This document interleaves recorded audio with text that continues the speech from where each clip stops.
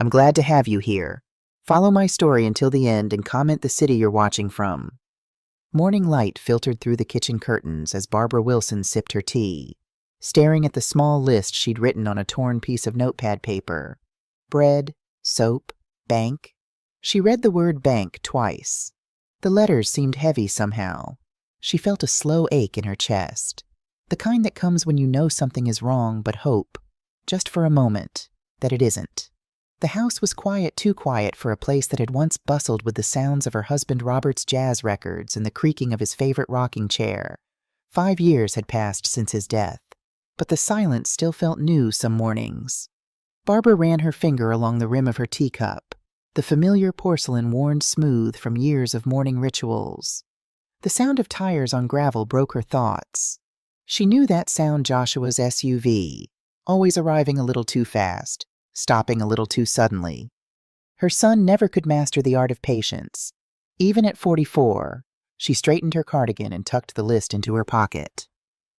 "Ready, Mom?" Joshua called out as he walked in without knocking. His voice was soft, kind on the surface. His eyes were not. They moved over the counters, the keys, the mail, taking inventory. Behind him, Amanda followed with a leather folder pressed tightly against her side. "We'll get you all set up," Amanda said, her smile too wide, too rehearsed. "Less stress. One signature and done." Barbara folded her list carefully. "Let me get my sweater," she said. Standing slowly, in her bedroom, she opened the small wooden jewelry box Robert had given her on their 30th anniversary. Inside was her late husband's tie pin, a simple silver bar with a tiny dot in the center where a gem should be. Beneath it, a thin wire. The pin was a recorder. She had bought it after nights of worry and one quiet meeting at the bank with a manager who listened. She pinned it carefully to her collar, hands steady despite her racing heart. She checked her purse wallet, ID, and a plain envelope with 4 words written on a card inside. She took a long breath, squaring her shoulders before walking back to the living room. Joshua grabbed her house keys before she could. "I'll drive," he said, holding the door open but not stepping aside. Amanda smiled. "We'll be back before lunch," she said to no one in particular. In the car, the air smelled of a strong cologne that barely covered the stale odor of fast food. The radio played low some talk show Barbara didn't recognize. Joshua chatted about the weather, about a sale at the hardware store, about how banks make things too complicated for older people. "We're just helping, Mom," he said, eyes fixed on the road. "You taught me to take care of family." The words stung. When Joshua was 9, he'd saved every penny from his paper route to buy Robert a birthday gift, a fishing lure that cost nearly $15. "Family takes care of family," he'd said then, his eyes bright with pride. The memory broke her heart a little. Where had that boy gone? Barbara watched the road silently. The oak trees along Maple Street bent in the autumn wind, shedding golden leaves. She'd walked this road countless times, pushing Joshua in a stroller, later watching him ride his bicycle with training wheels, later still waving goodbye as he drove off to college. Now she was the passenger, and the familiar route felt strangely foreign. At a red light, Amanda flipped the folder open and angled it toward Barbara. Lines of dense print covered the pages. "These are the forms," she said briskly. "They put everything under one roof. So simple." She tapped a page. "Initial here. It just means they can talk to me if the bank needs anything." Barbara looked in the spot Amanda indicated. Above it, she saw the words "Power of Attorney" in bold letters. She did not point to them. She did not argue. She simply closed the folder with one finger and handed it back. "I'll read at the bank," she said quietly. Joshua's knuckles whitened on the steering wheel. "It's all standard. Mom, we went over this." Barbara looked out the window. They hadn't gone over anything. 3 weeks ago, Joshua had mentioned simplifying her finances. 2 weeks ago, Amanda had asked for her Social Security number to update some forms. 1 week ago, her bank statement had arrived opened, though she never saw it delivered. Small things. Tiny shadows spreading across her life. The River Street branch sat on a corner of Main Street, its glass windows reflecting the morning sun. Bright signs advertised checking accounts and home loans. A row of potted chrysanthemums lined the entrance, seasonal and cheerful. People entered and exited with the blank faces of those conducting routine business. Joshua parked close to the entrance. He rushed around to open Barbara's door before she could reach for the handle. "Careful," he said, as if she might shatter on contact with the pavement. She stepped onto the curb and stood tall, despite her stiff knees. 72 wasn't ancient, despite what Joshua seemed to think. Inside, the air was cool. The faint smell of coffee drifted from somewhere behind the teller counter. The line was short, just 2 people waiting on a Tuesday morning. A young woman with a nameplate reading Tanya Jefferson looked up and smiled at Barbara. The smile faltered for a moment when she noticed the bruise on Barbara's forearm, a souvenir from Amanda's helpful grip when guiding her down the stairs yesterday. Then Tanya's expression smoothed back into professional courtesy. "Good morning," she said, her eyes lingering on Barbara's face a moment longer than necessary. Joshua guided Barbara toward a small seating area, pressing a pen into her hand. "Let me fill the forms. You just sign," he said, his voice low. He laid the folder on the table and lowered his face to whisper. "No need to make a scene. Mom, it's routine." Amanda sat close on Barbara's other side. Too close. Her perfume was sharp and sweet, like overripe fruit. She set one hand on Barbara's elbow. Not a gentle touch, a warning touch. Barbara kept her eyes on the far wall and counted in her mind. 1, 2, 3, 4, 5. Counting steadied her nerves. It was something Robert had taught her during his hospital stays. Count to 5, then decide if you're still afraid. "Let's see a banker," Joshua called toward the reception desk. "We have paperwork." His tone had weight now. He wanted speed. He wanted a room without windows. He wanted to be finished before anyone looked too closely. A door clicked open, and a woman in a navy blazer stepped out. Her hair was pulled back in a neat bun, and she wore a badge that read, "Olivia Morgan, branch manager." She recognized Barbara with the quiet look of someone who doesn't forget faces. She also seemed to notice Joshua's grip on the pen, Amanda's hand placement, and the way Barbara's shoulder stayed unnaturally still. "Good morning," Olivia said, her voice calm and warm. "What can we help you with today, Mrs. Wilson?" Barbara lifted her chin slightly. "Paperwork," she said. Her voice did not shake. "Perfect," Olivia replied.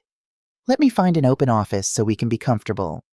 She turned toward the teller line and gave a small nod that meant nothing to most people, but everything to trained staff. Tanya's hand moved to a phone. Joshua gathered the papers hurriedly. "We don't need, it's no trouble," Olivia interrupted, still gentle. "We like to review documents in private so we can answer any questions." She led the way, unhurried. The carpet muffled their footsteps. The office she chose had a glass wall facing the lobby and a door that closed with a soft click. Inside were 2 chairs and a small table. A white noise machine hummed discreetly in the corner. A small security camera blinked slowly near the ceiling. Barbara took the chair where she could see both the door and the hallway beyond. Joshua sat across from her, one knee bouncing rapidly. Amanda pressed in at Barbara's side, opening the folder again, finger pointing impatiently. "Here," she said. "Initials go fast when you don't overthink." Olivia took a seat at the edge of the table. She did not reach for the pen. "Before we begin, I'll make copies of your IDs and scan these forms so our system has them on file," she said evenly. "Mrs. Wilson, may I have your ID?" Barbara opened her purse. ID, wallet, the plain envelope. Her hand found each item by feel. She placed her ID on the table. She placed a deposit slip from her wallet on top of it as if by habit, and she touched the envelope but did not take it out yet. Not yet. Her heart pounded hard against her ribs. Joshua slid the pen closer. His smile looked strained now. "Sign, Mom," he said softly, though his jaw was tight. "We need to be somewhere after this." Amanda's fingers tightened on Barbara's arm until the skin blanched. "We're doing this for you," she murmured. "Don't make it hard." Barbara turned her head and looked directly at her son. She did not look away. For a moment, the room went quiet in her mind. She saw his first day of school, his small hand waving goodbye, She saw him graduating high school, tall and proud. She saw him on the day of Robert's funeral, holding her elbow just as he did now, guiding. Always guiding. She let the pain of that memory pass through her and not stop her. "I will read first," she said. Simple words, not loud, a line she could stand on. Olivia nodded as if that was the only correct answer.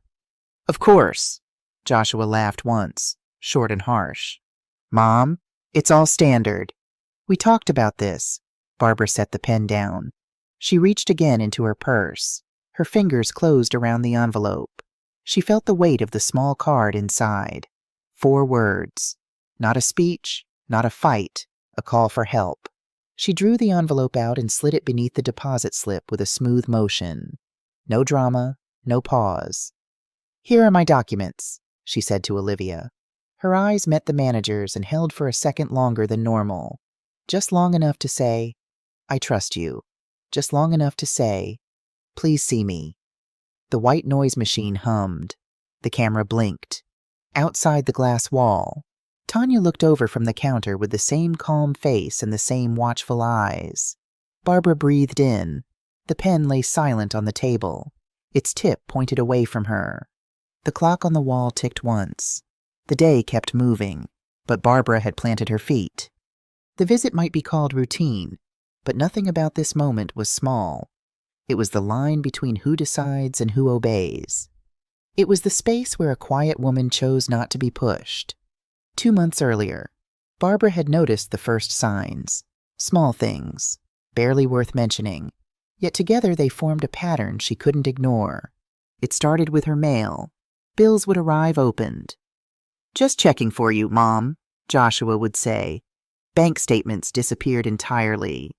"Probably lost in delivery," Amanda suggested, her tone dismissive. Then came the questions seemingly innocent but increasingly probing. "Where do you keep your important papers?" Joshua had asked one Sunday afternoon while helping her replace a light bulb. "Dad's life insurance policy. The house deed, you know. The essentials."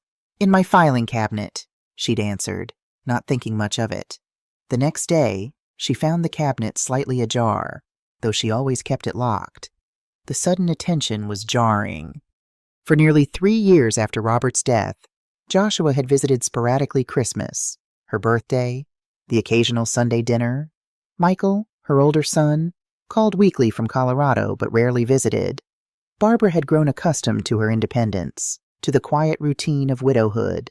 Then Joshua had lost his job at the investment firm. "Downsizing," he'd said, though the tightness around his eyes suggested otherwise. Amanda's real estate business was experiencing a temporary slump. Suddenly, they were visiting twice a week, bringing groceries she hadn't asked for, offering to take her to appointments she hadn't made. One evening in August, Barbara had accidentally overheard them arguing in the driveway as she watered her roses. "We need to move faster," Amanda had hissed. "The second notice came yesterday. 60 days. Joshua, I know, but we can't just ask her for the money. She'd want to know why." "Then don't ask. The power of attorney would solve everything. One signature and we access all of it." "She's not senile. She'd never sign it without reading every line." "Then make her think it's something else." "God, Joshua, do I have to think of everything we're talking about losing the house? Your mother has nearly $300,000 sitting in accounts doing nothing." Barbara had stepped back, water dripping from the forgotten watering can. 300,000 Robert's life insurance and their modest savings. Money she'd planned to leave for both her sons. Money for her care if she became ill. Not a fortune, but security. That night, she couldn't sleep. The conversation played on repeat in her mind. She'd always known Amanda was ambitious, materialistic even. But this was different. This was calculated. The next day, she'd visited her bank alone and asked to speak with the manager. Olivia Morgan had listened carefully, without judgment, as Barbara explained her concerns. "Unfortunately, what you're describing happens more often than people realize," Olivia had said. "Financial exploitation of seniors is one of the fastest growing forms of elder abuse. I don't want to believe my own son would." Barbara couldn't finish the sentence. "Love and desperation can make good people do terrible things," Olivia said gently. Let's focus on protecting you, regardless of their intentions. Together, they had developed a plan. First, Barbara established a trust with Michael as co-trustee, transferring most of her assets into it. Second, they flagged her accounts for unusual activity. Third, they created a code word and a protocol if Barbara ever felt pressured. If you come in with family members and feel unsafe, slip us a note with the word help on it. Olivia had instructed, "We'll handle the rest." When Barbara had left the bank that day, she felt both relieved and heartbroken. The safety measures were comforting, but the need for them was devastating. 2 days later, she had called Michael for the first time in years with something more substantial than small talk. "Mom, everything okay?" Michael had asked, concern evident in his voice. At 46, he sounded so much like Robert, it sometimes hurt to hear him. "I need to talk to you about something important," she'd said. "It's about Joshua and Amanda." The conversation had been difficult. Michael was skeptical at first, defending his younger brother's intentions, but as Barbara detailed the pattern of behavior, the mail, the probing questions, the overhead conversation, his tone had shifted. "I'll be there next week," he'd promised. "We'll figure this out together." Michael had arrived as promised, staying at a hotel rather than at Barbara's house to avoid alerting Joshua. Together, they had visited Marcus Rivera, an attorney specializing in elder law. "A revocable living trust is your best protection," Marcus had explained. "You remain the primary trustee, with Michael as co-trustee. Your assets transfer into the trust, which means even if someone obtained power of attorney over you personally, they couldn't touch what's in the trust." "And Joshua won't know?" Barbara had asked. "Not unless you tell him. The trust isn't public record." The paperwork had been completed within days. Barbara's house, savings accounts, and investments were now legally protected.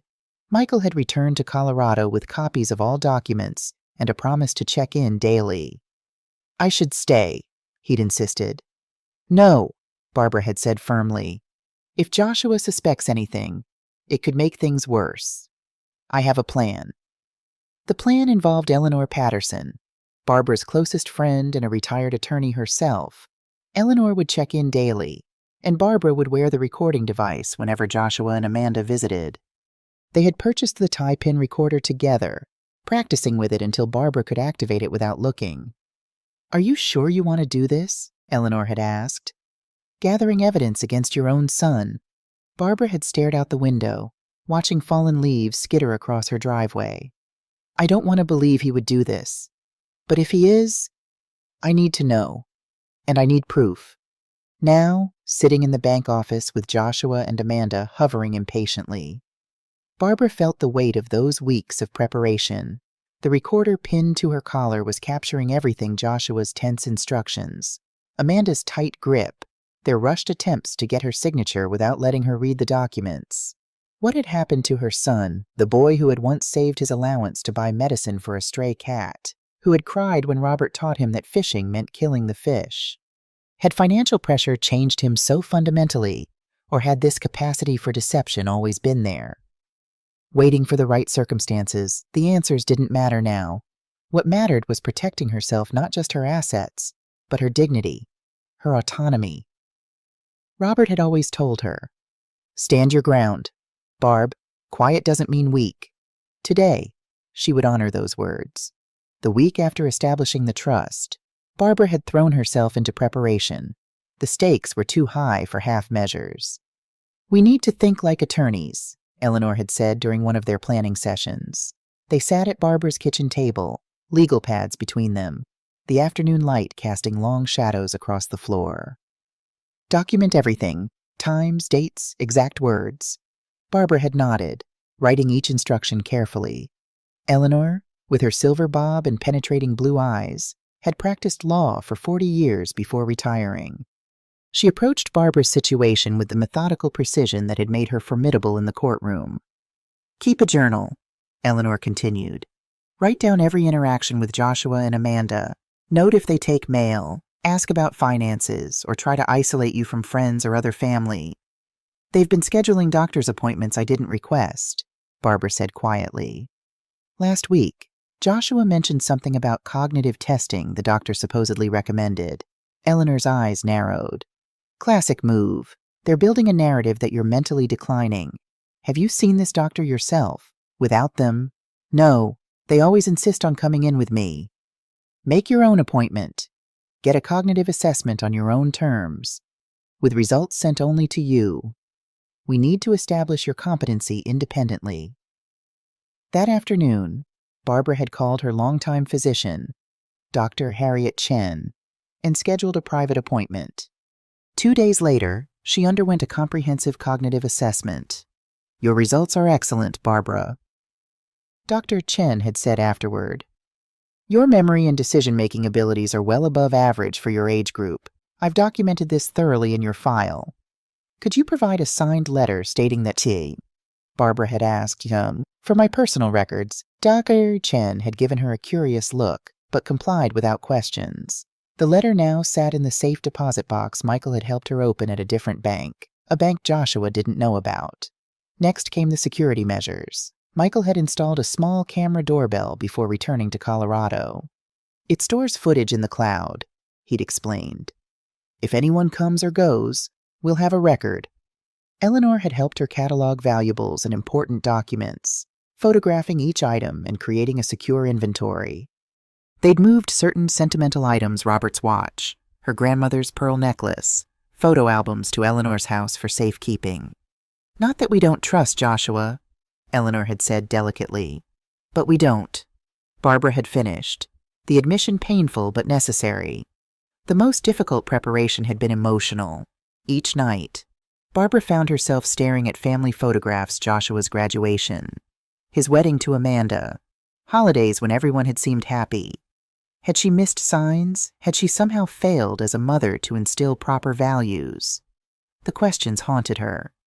Stop blaming yourself, Michael had told her during one of their daily calls. This isn't about your parenting. It's about choices Joshua is making as an adult. But why would he do this? We've always been close, Michael had sighed. Money changes people. Mom, and from what you've told me, Amanda has expensive tastes. Their house is twice what they can afford.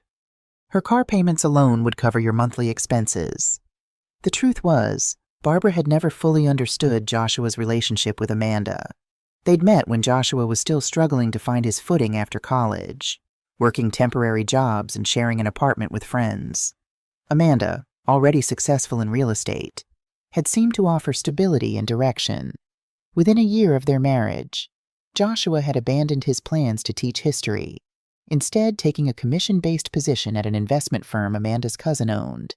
Their lifestyle immediately escalated: a house in an exclusive neighborhood, luxury cars, expensive vacations. Barbara had worried silently but never interfered. Now, she wondered if Joshua had been living beyond his means all along, accumulating debt behind the facade of success. The thought that he might see her as nothing more than a financial solution made her physically ill. 3 days before this bank visit, Barbara had received an unexpected call from Tanya Jefferson, the teller at River Street Branch.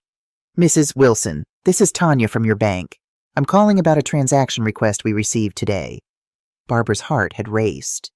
What transaction? I haven't requested anything. Someone attempted to transfer $5,000 from your savings account to an external account. They had your account information and social security number, but our system flagged it because it didn't match your usual patterns. Ice had flooded Barbara's veins. I didn't authorize any transfer. That's what we suspected. We've blocked the transaction and placed a security alert on your accounts. No transfers will be processed without in-person verification with ID. After hanging up, Barbara had called Olivia Morgan immediately, her hands shaking so badly she could barely dial. They tried to access my money already, she'd said when Olivia answered. We caught it, Olivia had reassured her.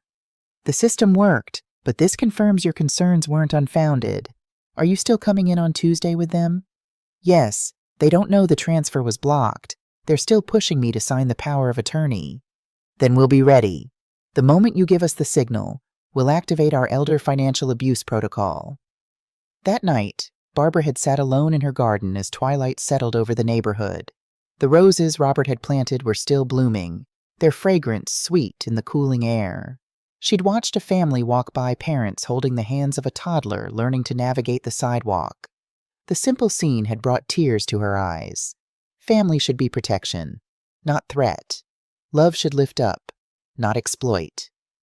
The next day, Joshua had called, his voice unusually cheerful. "Everything's set for Tuesday. Mom, the bank appointment at 10, then lunch at that cafe you like." "What exactly are we doing at the bank?" she'd asked, pretending ignorance. "Just updating your accounts, like we discussed, making things simpler. You won't have to worry about bills or banking anymore."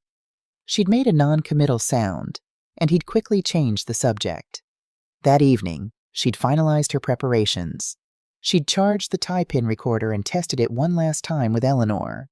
She'd written the simple note, "Help under duress," and sealed it in a plain envelope. She'd laid out her clothes for the next day, choosing a blouse with a collar that would conceal the recorder. As she'd prepared for bed, her phone had chimed with a text from Michael. "Everything okay for tomorrow?" "All set," she'd replied. "Eleanor knows the plan. Olivia is expecting us. I can still fly out tonight," he'd offered. "No, better if you're not here yet. They'll be suspicious if they see you. Call me the second it's done. I'll be on the next flight."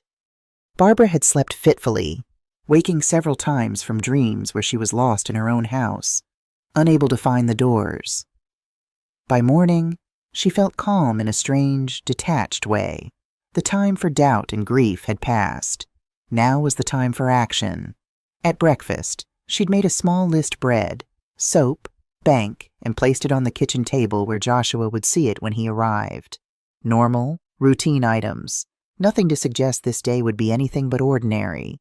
Now, sitting in Olivia Morgan's office with the pen lying untouched before her, Barbara felt an odd sense of clarity. The path ahead was difficult but necessary. This wasn't just about money, it was about truth, about boundaries, about refusing to become invisible simply because she had grown older. Olivia picked up the stack of documents with steady hands. "I'll make copies," she said. Her tone was light, as if this were all perfectly normal. She slid Barbara's ID and the deposit slip into a clear sleeve.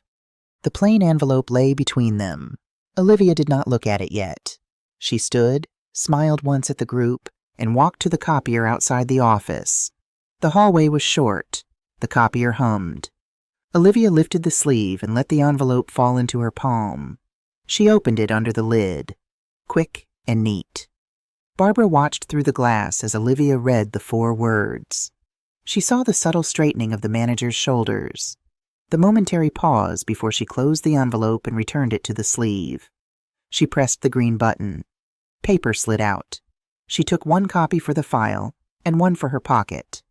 On her way back, Olivia stopped at the teller line for half a second. "Water for the office, please," she told Tanya. It sounded like a small request. Tanya heard more in it. She reached for paper cups and with her other hand pressed a button under the counter that silently alerted security. Near the entrance, a security officer lifted his eyes. He did not move quickly. He moved like someone who had done this before and would do it right. Barbara felt her pulse quicken. The plan was in motion. Now, she needed to stay calm and follow through. Her entire future depended on what happened in the next few minutes. Joshua had first mentioned the power of attorney 3 weeks ago. It had been a Sunday afternoon, the kind of perfect autumn day that seemed designed for family gatherings and good memories. Instead, it had marked the beginning of the most difficult period of Barbara's life since Robert's death. They had been sitting on her back porch, watching leaves spiral down from the massive oak tree that dominated the yard. Joshua had brought takeout Chinese food, her favorite, and seemed unusually attentive, refilling her tea without being asked, laughing at her mild jokes. "Mom," he'd said during a lull in the conversation, "I've been thinking about how to make things easier for you." Barbara had smiled. "I'm managing just fine." "Of course you are," he'd said quickly. "But there's no reason you should have to deal with all the paperwork and bills on your own. Amanda and I could help." "That's thoughtful, but I like keeping track of my own affairs. Keeps my mind sharp." Joshua had leaned forward, his expression earnest. "What if something happened? Though what if you got sick or had an accident? Who would handle things? The question wasn't unreasonable. Barbara had considered these matters herself after Robert died. Michael and I have discussed this. He has copies of my important documents. A flash of something annoyance resentment had crossed Joshua's face before his smile returned. Michael lives across the country. I'm right here. Wouldn't it make more sense for me to have legal authority to help if needed? Legal authority. Just a simple power of attorney, nothing dramatic. It would let me pay bills, deal with insurance, handle banking if you ever couldn't. Barbara had taken a slow sip of tea, buying time to think. That seems premature. I'm in good health. It's not about now, Joshua had insisted. It's about being prepared. Remember how complicated things were when Dad died, all those forms and decisions while you were grieving. The mention of Robert had been calculated. She realized now, a deliberate appeal to emotion, to vulnerability. I'll think about it, she'd said finally, wanting to end the conversation. Joshua had nodded, apparently satisfied with this small victory. But the next day, he'd arrived with a folder of printed documents already prepared, already waiting for her signature. When she'd said she wanted her own attorney to review them first, his pleasant demeanor had cracked. "Don't you trust me?" he'd demanded, voice rising. "I'm trying to help you, not rob you. I never suggested you didn't have to. It's obvious what you're thinking." The outburst had been so sudden, so unlike the son she thought she knew, that Barbara had been momentarily speechless. Joshua had immediately apologized, blaming stress at work, but the mask had slipped. In that moment, she'd seen the desperation driving him. Over the following days, the pressure had mounted. Daily calls, unannounced visits, Amanda joining the campaign with her own brand of subtle manipulation. "Joshua worries about you constantly," she'd said during one visit, her voice honey-sweet with concern. "He barely sleeps, thinking about you alone in this big house. Signing those papers would give him peace of mind." When gentle persuasion failed, they'd tried creating dependency. Joshua had accidentally taken her car keys one evening. "I'll drive you wherever you need to go," he'd offered. Another day, Amanda had reorganized Barbara's medication, making the system so complicated that Barbara had needed help sorting them. The previous week, things had escalated further. Barbara had declined to attend a dinner where they'd planned to discuss the paperwork, and Joshua had lost his temper completely. "You're being selfish and stubborn," he'd shouted, pacing her living room. "All we're asking is for you to sign a simple document that protects everyone." "Protects everyone, or gives you control of my finances?" Barbara had asked quietly. Joshua had frozen, his face flushing dark red. "Is that what you think this is about, money? Isn't it?" He'd laughed, a harsh sound without humor. "You have no idea what Amanda and I have done for you. The time we've spent, the sacrifices we've made to check on you, to make sure you're okay. I never asked you to do those things. No, because you'd rather sit here alone in your stubbornness until something happens. Then Michael can swoop in from Colorado and play the hero while I've been doing the actual work of caring for you." The outburst had revealed more than Joshua intended the resentment toward Michael. The view of Barbara as a burden rather than a person. The framing of basic family connection as sacrifice. After he'd stormed out, Barbara had activated the recorder and spoken into it, documenting the confrontation while it was fresh. She'd sent the recording to Michael and Eleanor that same night. "This is escalating," Michael had texted back. "I'm worried about your safety." "I'm careful," she'd replied. "Tuesday is the bank appointment. After that, it will be over, one way or another." Now, sitting in Olivia's office with Joshua growing visibly agitated beside her, Barbara realized she had reached the culmination of weeks of mounting tension. There would be no more delays, no more excuses. Today, the truth would come out. Olivia returned from the copier and set a cup of water in front of Barbara. "Here you go." She placed the copied documents on the table and smiled at Joshua and Amanda. "Thank you for your patience." Joshua leaned forward. "Great. So we can sign now?" "In a moment," Olivia said. She turned the white noise machine up one notch and placed a small recorder on the table. "We record all document reviews for accuracy. It protects everyone. Do I have your consent to record? Amanda's mouth twitched. Is that really necessary? It's our standard procedure, Olivia replied calmly. She pressed the red button. The light glowed. Joshua tapped the folder impatiently. We just need to consolidate her accounts and set me as the point person. I already explained everything to Mom. Olivia nodded. I'll ask Mrs. Wilson a few questions in her own words. Then we'll go through the documents line by line. She turned to Barbara with warm, direct eyes. Mrs. Wilson, can you tell me what these forms will do? Barbara touched the edge of the table, steadying herself. Her voice was even when she spoke. They will give my son control over my money and my house. She did not look at Joshua, whose posture had stiffened visibly. That's not Mom. You're making it sound... Olivia held up a hand, polite but firm. I'll come to you in a moment. She opened the folder. Who prepared these documents? A mobile notary did. Amanda answered quickly. It's all standard. Olivia examined the stamp on the first page, her eyes passing over the spacing and the seal. Barbara noticed the slight narrowing of her eyes. Something was wrong with the documents, though Olivia gave no other reaction. And do you have your own attorney, Mrs. Wilson? No, Barbara said softly. Joshua smiled as if he were being helpful. She doesn't need one. It's routine. Understood, Olivia said. She stood again, took 2 steps to the glass wall, and looked out as if checking the lobby. Tanya met her eyes and gave a small nod. Near the entrance, the security officer turned a key in the top latch that controlled the front door. It clicked softly. Customers could leave, but no one new would enter. The branch went a shade quieter, like a room holding its breath. Olivia returned to her seat and folded her hands. Before we continue, I need to verify the power of attorney with the notary office and with our legal team. That will take a few minutes. She smiled toward the lobby. In the meantime, I'd like to confirm some account details with Mrs. Wilson in private. It's part of our Know Your Customer rules. Would you mind waiting in the lobby? I'll call you right back in. Joshua blinked, then laughed as if it were a joke. She's hard of hearing. I'll help. Olivia's tone remained pleasant but firm. For KYC verification, I must speak to the account holder alone. It's regulatory compliance. She glanced at the security officer, who took 1 step closer to the door. It won't be long.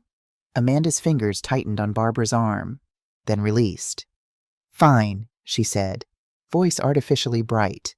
We'll be right outside. Joshua stood slowly, keeping his eyes on Barbara as if he could make her submit through sheer intensity. He placed both hands on the back of the chair and bent down close to her ear. Don't make this messy, he said under his breath. We have plans today. The recorder on the table and the pin on Barbara's collar caught every word. Barbara kept her gaze on Olivia. She did not blink. The door closed. The white noise machine hummed. The room felt larger without Joshua and Amanda in it. Olivia waited a moment, as if letting the air settle. She leaned forward, elbows on the table, voice low and kind. Barbara, she said, using her first name. I read your note. Barbara's face softened for a second, then composed itself again. Thank you, she whispered. I'm going to ask you 3 questions, Olivia said. You can answer yes or no, or tell me more. 1. Are you being pressured to sign documents you don't want to sign? Yes. 2. Do you understand that these forms would give Joshua control to move your money and sell your home without your permission? Yes. 3. Do you feel safe at home with Joshua and Amanda visiting you? Barbara stared at her hands. Her thumbnail had a pale ridge at the edge from stress. No, she said. Thank you, Olivia said. She did not rush. We will help. I'm calling our legal team now. I will also call the police for a welfare check and adult protective services, which is required when we see signs of elder financial abuse. She paused. Do you want us to contact someone you trust, a friend or family member who isn't here?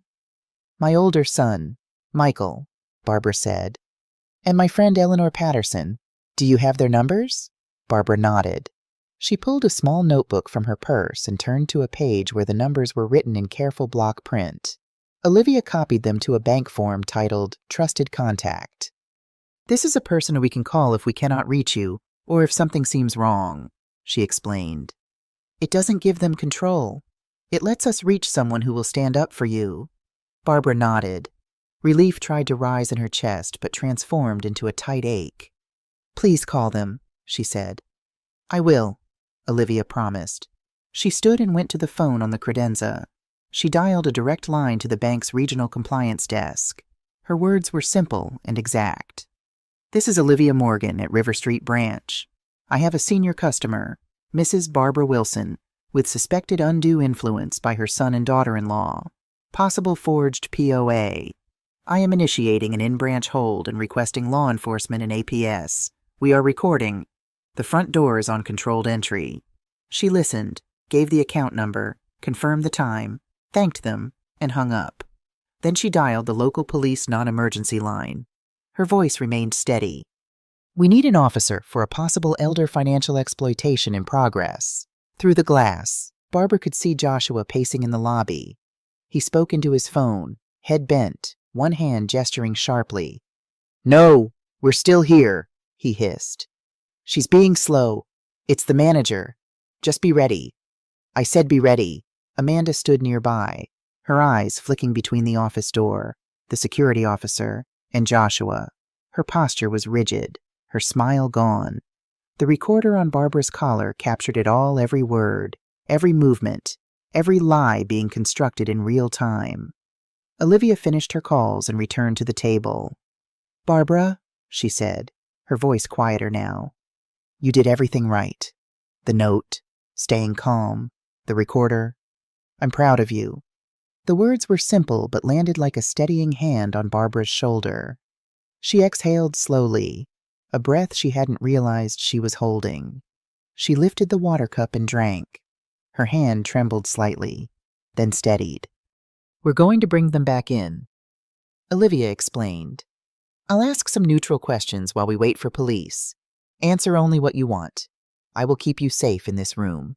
If at any point you want them removed again, say the word review, and I'll pause and ask them to step out. That will be our signal. Barbara met her eyes. Review, she repeated softly, testing the shape of the word. It felt like a key. Olivia opened the door. Thank you for waiting, she said to Joshua and Amanda. Let's continue. Legal is reviewing the documents now. I have a few standard questions. Joshua strode back in and dropped into the chair like he was reclaiming territory.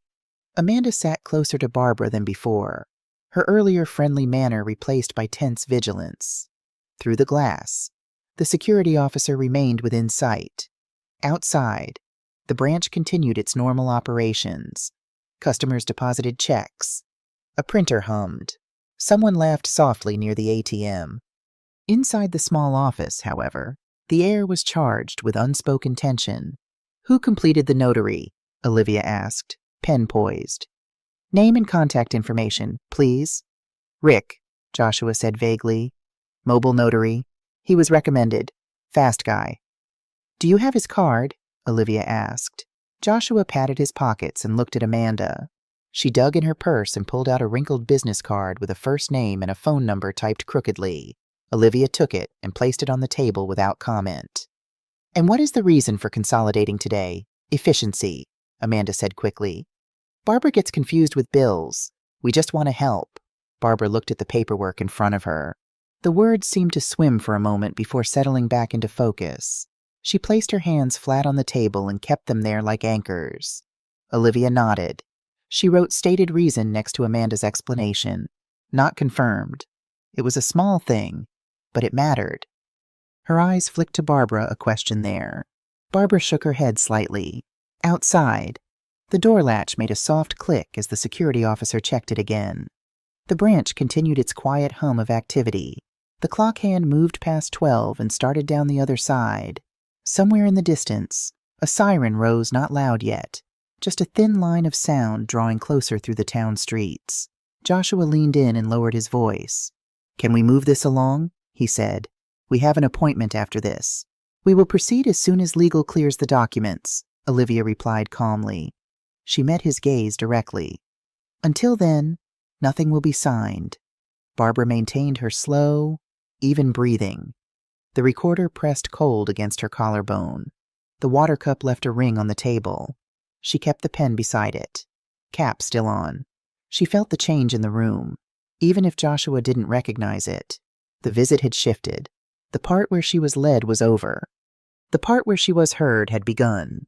The siren grew louder, then faded as a patrol car stopped outside the bank. Through the glass walls of the office, Barbara saw the security officer glance toward the front entrance and give a subtle nod to Olivia. The manager kept her expression neutral, continuing to ask routine questions as if nothing had changed. "Mrs. Wilson, can you confirm your current address for our records?" Olivia asked calmly. 1942 Maple Street, Barbara replied. A soft knock came at the door. Olivia rose and opened it halfway.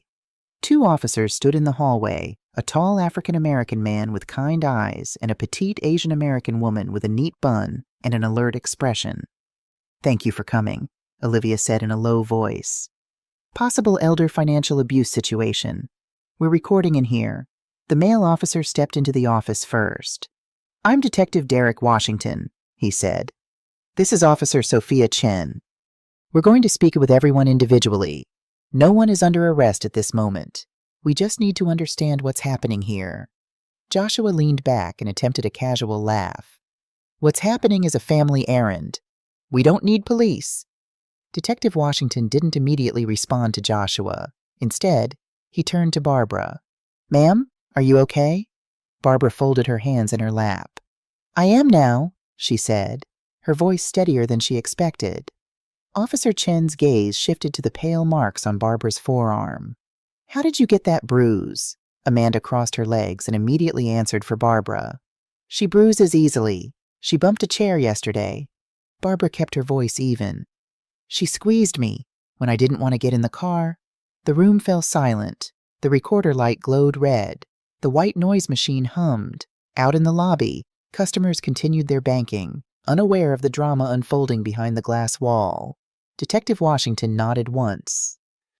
"We'll separate for statements. Mrs. Wilson, I'll talk with you and Ms. Morgan here. Mr. Wilson, Mrs. Wilson, please step to the waiting area outside. Officer Chen will remain with you." Joshua rose slowly. His jaw tightened visibly. He bent close to Barbara as he passed her chair. "Don't do this," he whispered. "We're family." The recorder at Barbara's collar caught the hiss of his breath, the urgency in his voice. When the door closed, the room seemed to expand with their absence. Detective Washington pulled a chair closer to Barbara and sat. Officer Chen remained near the glass, maintaining a clear view of Joshua and Amanda in the waiting area. "Mrs. Wilson," Washington began, "do you want to be here today?" "No." "Did someone pressure you to sign papers you do not understand?" "Yes." "Who?" "My son Joshua, his wife Amanda." "Have they taken your mail?" "Yes. They collect it before I can. They tell me what to sign. They say I'll be put in a nursing home if I refuse." Olivia listened without interrupting. Detective Washington's voice remained gentle. "Do you feel safe at home when they visit?" "No," Barbara said. Her eyes burned with unshed tears, but she kept her chin level. "Thank you," he said. "I'm going to take a photo of your arm for documentation." He used a small camera, asked permission, and captured a clear image of the bruise. He noted the date and time. "Do you have any evidence of this? Pressure notes, recordings, witnesses?" Barbara touched the tie pin. "This records," she said. "I also gave a note to the bank. The teller saw it. The manager helped." Olivia spoke then. "I activated our in-branch hold protocol. Legal is reviewing a power of attorney they brought. We suspect the notary stamp is fraudulent. We also have video from the lobby. Our policy allows us to share with police upon request." Officer Chen made notes. "Please preserve all footage and audio. We'll request copies." A call light flashed on Olivia's desk. She picked up the phone. "Legal?" she said, then listened intently. "Understood." She hung up and met the detective's eyes. "Compliance confirms the notary number on this stamp does not exist in state records. They also reviewed an attempted electronic funds transfer last week using similar authorization. We rejected it then. Pattern suggests forgery." Barbara's hands tightened momentarily, then relaxed. The words settled over her like both a blanket and a weight. It meant she had been right all along. It also meant her son had crossed a line that couldn't be uncrossed. Another knock came at the door. The security officer opened it carefully. A man in work boots and a worn denim jacket stood behind him, his face tense with worry. "I'm Michael Wilson," he said. "My mother called. Or the bank did. They said she needed me." Barbara stood before she realized she was moving. "Michael," she said, her voice breaking on his name. He crossed the small space in 2 steps and took her hands in his. He didn't embrace her immediately, seeming to sense her fragility. Instead, he held her hands like something both precious and strong. "Are you okay?" he asked, searching her face. "I am now," she repeated. Detective Washington explained the situation in concise, clear sentences. Michael listened, his expression shifting between concern and contained anger. When the detective finished, Michael nodded once. He looked at Olivia. "Thank you," he said. The words weighted with genuine gratitude. Through the glass, Joshua saw Michael and froze in mid-stride. His expression transformed rapidly, surprise to anger to a calculated smile. Amanda angled her body to whisper urgently in his ear. Joshua's hand lifted as if to push the door open. The security officer shifted his position slightly. Joshua's hand dropped. "We're going to bring them back in," Detective Washington said. "We'll keep voices level. We need clear answers on record." Joshua and Amanda returned to their seats. Joshua spoke first, his voice smooth. "Mom is confused. She mixes up dates and loses bills. We're helping." Detective Washington maintained his professional tone. "Mrs. Wilson, do you pay your own bills?" "Yes," Barbara said. "On the 1st and 15th of each month. I write checks and walk them to the mailbox myself." "Does anyone else have access to your online accounts?" "No." Washington turned to Joshua. "Mr. Wilson, why do you need power of attorney today?" Joshua spread his hands in a gesture of innocence. "To simplify things. She said she wanted help. I'm the one who shows up." Michael's jaw tightened, but he remained silent. Officer Chen looked up from her notes. "Who is Rick?" "The notary, friend of a friend," Amanda said quickly. "He's legitimate," Olivia spoke, her voice still calm. "Our legal department could not find his commission. The stamp number is not valid." "That is a crime in this state." Amanda maintained a smile that didn't reach her eyes. "Maybe it's a typo." Detective Washington made notes without reacting. He continued asking for specific information: dates, times, locations. He asked who printed the forms, who brought them to Barbara's house, who handled her mail. He asked where Joshua had been the previous Thursday at 3:00 p.m. when the bank had blocked the earlier attempt to transfer money from Barbara's accounts. Joshua claimed he was at work. His eyes slid away from direct contact. Amanda said she couldn't remember where she'd been. Her heel tapped against the floor in a rapid, nervous rhythm. Outside the office, the bank continued its normal operations. A printer hummed. Someone laughed softly near the customer service desk. Inside, the atmosphere grew increasingly tense. Michael had remained quiet, observing. Now he spoke, his voice low but clear. "Joshua," he said, "you can tell the truth now, or you can tell it later with handcuffs on." Joshua's head snapped toward his brother. "You always thought you were better." Michael didn't rise to the bait.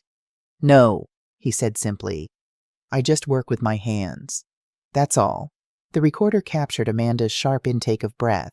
She leaned toward Joshua. "Stop," she whispered urgently. "Just stop talking." Olivia's desk phone flashed again. She answered, listened briefly, then replaced the receiver. "The bank has placed a temporary hold on any changes to Mrs. Wilson's accounts pending the outcome of this investigation," she announced.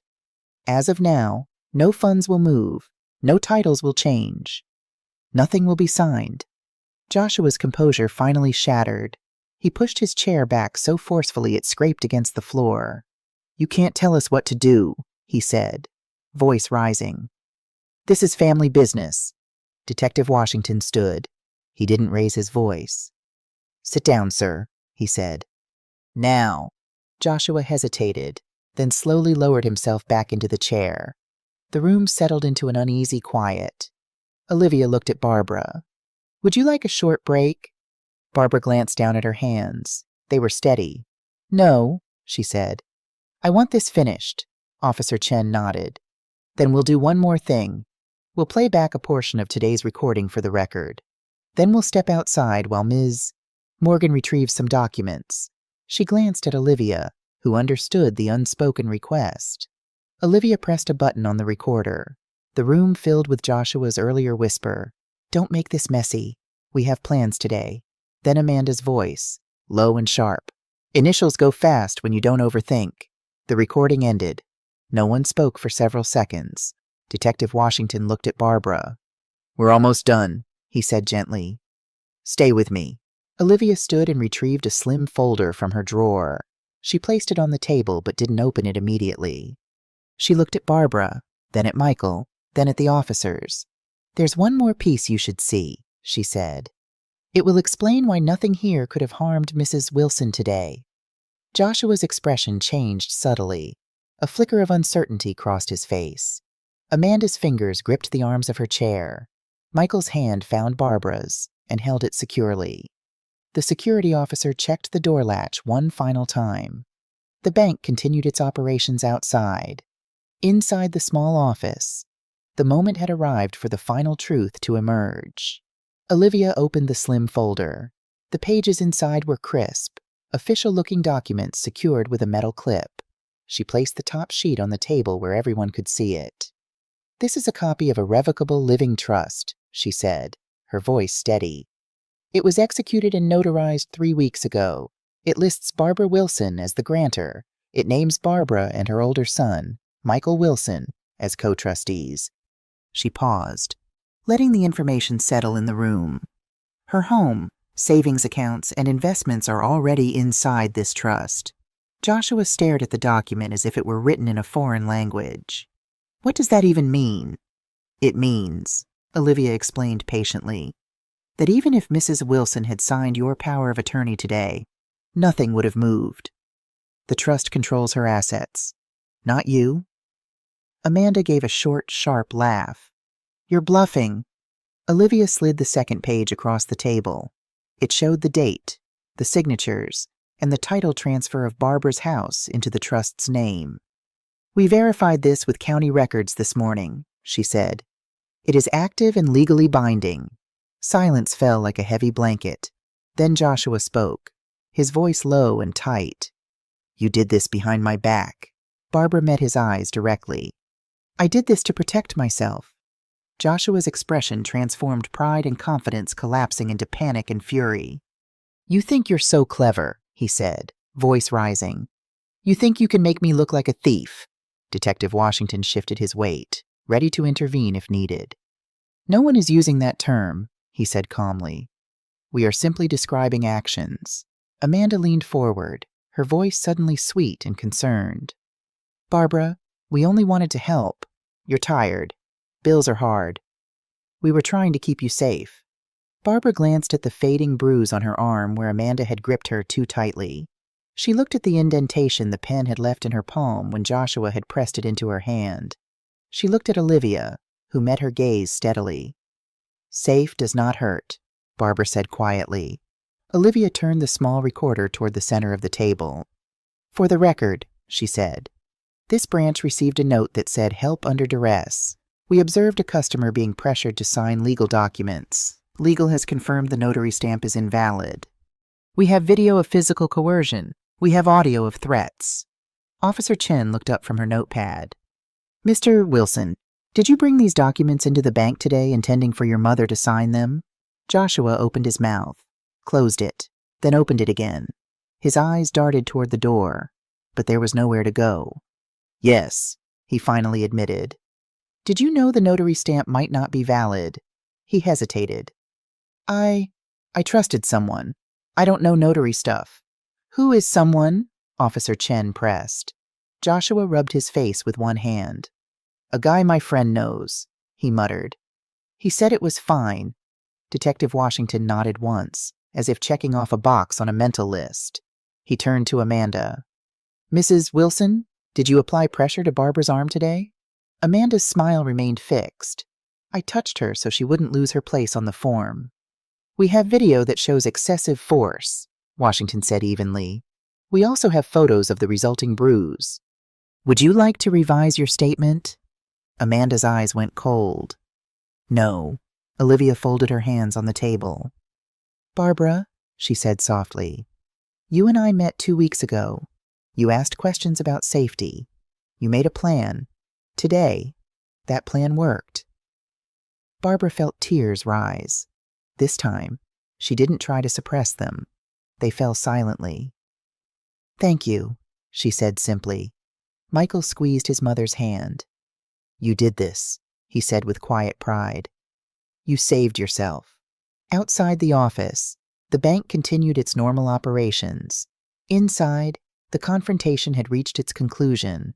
The truth had been spoken. The evidence had been presented. What remained now were the consequences. Detective Washington stood. Mr. and Mrs. Wilson, he said formally, you are being detained for investigation into attempted financial exploitation and document forgery. You will come with us now. Joshua pushed back from the table again, but the fight seemed to have drained from him. His chair bumped against the wall and stopped. He looked at Barbara with an expression of betrayal. Mom, he said, his voice breaking. Don't let them do this. Please. Barbara's throat ached with conflicting emotions. She loved her son. She also loved the truth. Both were real. Both mattered. I am your mother, she said steadily. I am not your ATM. Amanda stood without looking at anyone. I want a lawyer, she said flatly. Right now.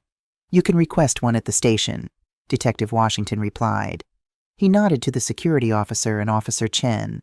They moved to escort Joshua and Amanda from the office. As they reached the door, Joshua turned back. This isn't over, he said. Not quite a threat, but not quite a plea either. Barbara met his gaze. Yes, she said quietly. It is. The door closed with a soft click that somehow felt final. The recorder light went dark. The white noise machine hummed its steady, comforting rhythm. Barbara sat very still. Then the tears came in earnest, quiet, but steady. Michael pulled his chair closer and placed an arm around her shoulders. He didn't say it was okay. He didn't make promises he couldn't keep. He simply held her while she cried. Olivia brought a box of tissues from the shelf and set it within reach. We'll file our reports, she said gently. We'll preserve all recordings and video. We'll provide them to the police. We'll place alerts on your accounts so any unusual activity is immediately flagged. Barbara nodded, dabbing at her eyes. I want to press charges, she said. The words were heavy but necessary. I will not be silent about this.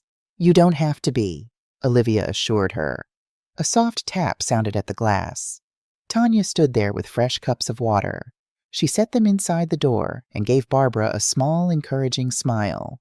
Barbara smiled back a fragile expression, but genuine. It felt like the first time her face had moved that way all day without effort. Detective Washington returned after Joshua and Amanda had been escorted to patrol cars. They're on their way to the station, he informed them. We'll be in touch about formal statements and next steps. He handed Barbara a business card. If they contact you in any way, call this number immediately. If anyone shows up at your house, call 911.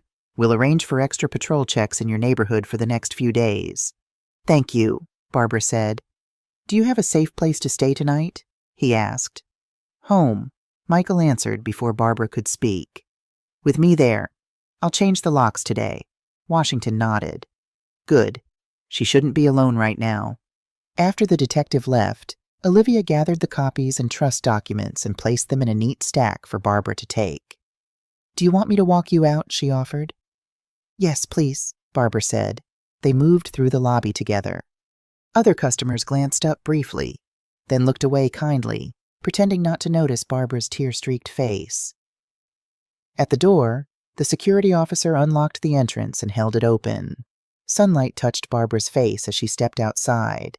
The air felt different, somehow cleaner, fresher.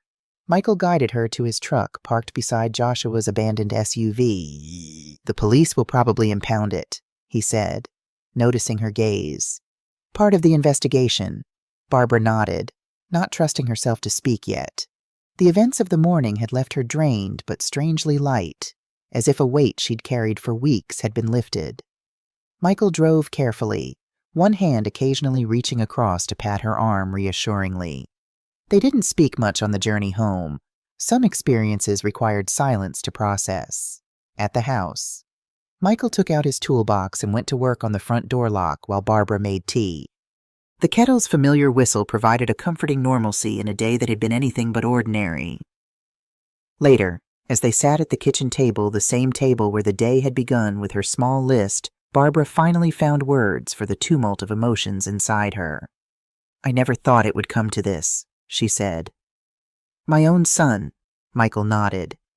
"People change, or maybe they show who they always were, given the right circumstances. Was it the money? Was that all it was?" Michael sighed. "Probably not just that. Joshua always felt he had something to prove, always competing, always wanting to appear successful. Amanda encouraged that side of him." "I failed him somehow," Barbara whispered. "No," Michael said firmly. "He made his choices. Adults do that. It's not on you." Barbara stared into her tea. "What happens now?" "Legally, they'll probably face charges. Financial exploitation of the elderly is a serious offense in this state. The forged documents make it worse." "I meant with us. Our family." Michael was quiet for a moment. "That's up to you, Mom, and to Joshua, I suppose, if he's willing to get help, to make amends." "Would you forgive him?" she asked. "Eventually, maybe, but I wouldn't trust him with your finances again. That's different from forgiveness." Barbara nodded slowly. Trust had to be earned. Some boundaries, once established, needed to remain firm. As evening approached, Michael installed a small security camera above the front porch. He helped Barbara change passwords on her accounts and email. They made a list together: new phone number, mail delivery directly to the post office, no unannounced visits. Small steps toward rebuilding safety. Small ways to take back control. That night, Barbara sat alone in her garden as twilight deepened. The roses Robert had planted years ago released their fragrance into the cooling air. A neighbor walked by with a small dog and waved. Barbara waved back, the simple gesture somehow affirming her place in the world. She thought about the word that had started the day routine, how deceptive that word had been. Today had not been routine. Today had been a choice, a stand, a declaration of worth. Inside, Michael was on the phone with Eleanor, updating her on the day's events. Tomorrow would bring police statements, possible legal proceedings, difficult conversations. But tonight, in the gathering darkness, Barbara allowed herself to simply breathe. The house behind her was quiet, but not empty. It was hers. It would remain hers. She had made sure of that. The phone rang at 7:15 the next morning. Barbara, already awake and making coffee, answered on the second ring. "Mrs. Wilson, this is Officer Chen from yesterday. I'm calling to update you on the situation." Barbara sat down at the kitchen table. "Yes, Joshua and Amanda Wilson were released on bail this morning. They're prohibited from contacting you as a condition of their release. If they attempt to call, visit, or communicate in any way, please contact us immediately." "I understand," Barbara said, her voice steady. "What happens next?" "The district attorney is reviewing the case. Given the evidence, the recordings, the fraudulent documents, the attempted transfer, they'll likely file formal charges within the week. You'll need to provide a detailed statement, but we can do that at your home if that's more comfortable." "Yes, please. My son Michael is here." "Good. Detective Washington and I can come by this afternoon around 2 if that works for you." "We'll be here." After hanging up, Barbara stared at the phone. Less than 24 hours ago, she had been preparing to face Joshua and Amanda at the bank. Now they were facing criminal charges. The speed of events left her slightly dizzy. Michael came downstairs, hair still damp from the shower. "Who called Officer Chen?" "Joshua and Amanda are out on bail but can't contact me. The police are coming at 2 for my statement." He nodded, pouring himself coffee. I called work, took the rest of the week off. You don't need to stay that long. I want to, he interrupted gently. Besides, there's a lot to do. Security system, phone changes, legal follow-up. Barbara sipped her coffee. I keep thinking about what Joshua said yesterday, that it's not over. Michael's expression hardened. He was lashing out, but if he tries anything, he'll violate bail and go straight back to jail. It's not that, Barbara said slowly. I'm worried about him, about what he might do next. Before Michael could respond, the doorbell rang. He tensed immediately. Stay here, he said, moving to the front window. He peeked through the curtain, then relaxed slightly. It's Eleanor. Barbara's oldest friend stood on the porch, a canvas bag in one hand and a determined expression on her face. When Michael opened the door, she marched in without ceremony. I would have come yesterday, she said, embracing Barbara tightly. But I thought you needed space. Now I'm here, and I'm not leaving until I'm convinced you're all right. Barbara felt tears sting her eyes again. I'm okay, really. Eleanor held her at arm's length, assessing. You're better than I expected. Actually, Michael filled me in last night. You were incredibly brave. Not brave, Barbara said. Just desperate. Sometimes they're the same thing, Eleanor replied. She began unpacking her bag fresh muffins, a casserole for later, and several folders of documents. I've been researching elder law since this began. The case against Joshua and Amanda is strong, especially with the attempted electronic transfer. I don't want them to go to prison, Barbara said quietly. Eleanor and Michael exchanged glances. That's for the courts to decide. Mom, Michael said gently. But financial crimes against seniors carry serious penalties. They might be offered a plea deal, Eleanor added. Probation, restitution, mandatory counseling. But that's not something you control. Barbara nodded, understanding but not entirely accepting. Despite everything, Joshua was still her son. The thought of him in prison made her physically ill. The doorbell rang again. This time, Michael checked the newly installed security camera feed on his phone. It's Amanda, he said, disbelief coloring his voice. Alone, Eleanor straightened. She's violating the no-contact order. Call the police. Wait, Barbara said. Let me see her. Mom, no, Michael protested. It's not safe. We can talk through the door, Barbara insisted. I want to hear what she has to say. Michael looked to Eleanor, who shrugged helplessly. It's her decision, she said. But I'm recording this conversation. She pulled out her phone and activated the voice recorder. Barbara approached the front door. Through the decorative glass panel, she could see Amanda's distorted figure standing on the porch.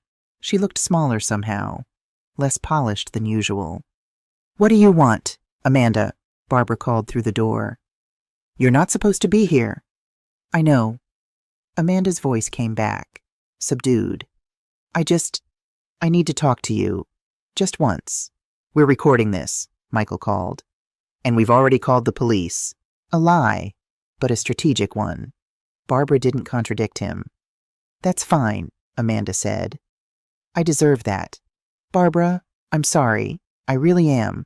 This wasn't supposed to happen like this. What wasn't? Barbara asked. The part where you tried to take everything I own.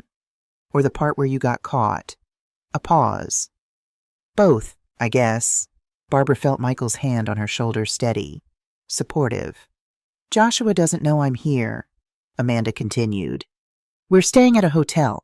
He's not handling this well. That's not our problem, Michael said flatly. I know. But I wanted you to know that I'm cooperating with the police. I've given them information about the fake notary, about the transfer attempt. Everything. Barbara frowned. Why would you do that? Another pause. Because I didn't realize how far things had gone until yesterday. Seeing it all laid out like that, the recordings, the bruises, I didn't recognize myself. You're trying to save yourself, Michael said skeptically.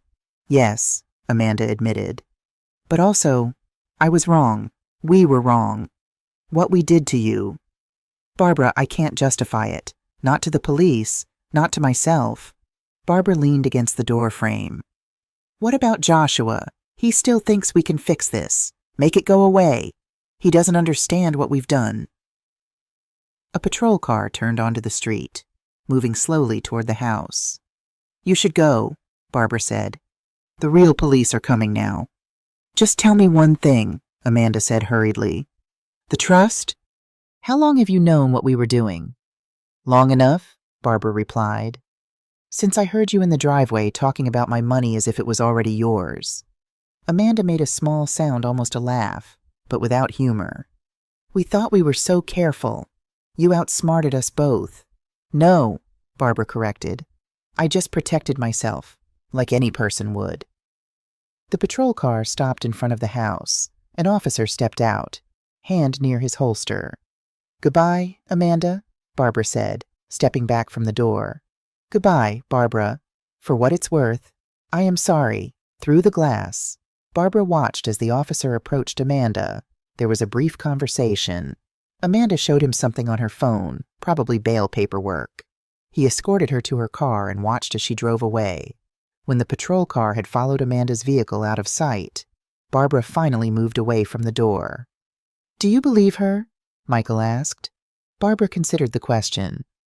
I believe she's sorry they got caught. I believe she's trying to minimize her own legal trouble. But genuine remorse, I don't know. Eleanor put her phone away. People can surprise you for better or worse. The important thing is that you don't need to figure this out today. Or ever. If you don't want to. Barbara nodded slowly. One day at a time. Exactly, Eleanor said firmly. Now, who wants muffins? The rest of the morning passed quietly. Barbara found herself moving between moments of relief and waves of grief. Relief at having protected herself. Grief for the relationship with her son that might never be the same. Michael and Eleanor provided steady companionship without pressuring her to talk. At 2:00, Detective Washington and Officer Chen arrived for her formal statement. They sat at the dining room table, recording devices ready. Take your time, Washington advised. Start from when you first noticed concerning behavior. Barbara began slowly, then found her rhythm. She described the opened mail, the overheard conversation, the increasing pressure. She detailed her preventative measures, the trust, the recorder, the bank protocol. She explained her feelings throughout confusion, hurt, determination. Officer Chen took meticulous notes while Washington occasionally asked clarifying questions. When Barbara finished, nearly an hour had passed. That's a comprehensive statement, Washington said approvingly. You've done everything right in a very difficult situation. What about Amanda? Barbara asked. She came by this morning. Washington frowned. That violates her bail conditions. We'll need to report that. She said she's cooperating with the investigation. She has provided some information, Chen confirmed. But that doesn't excuse violating the no-contact order. I don't want to make things worse, Barbara said hesitantly. Washington leaned forward, his expression gentle but serious. Mrs. Wilson, I understand these are your family members, but what they attempted was a serious crime. They tried to exploit you financially, used physical intimidation, and forged legal documents. Your compassion is admirable, but they need to face consequences for their actions. Barbara nodded slowly. I understand. The DA will contact you soon about next steps, Chen added. You have the right to give a victim impact statement if formal charges are filed. After the officers left, Barbara felt exhausted.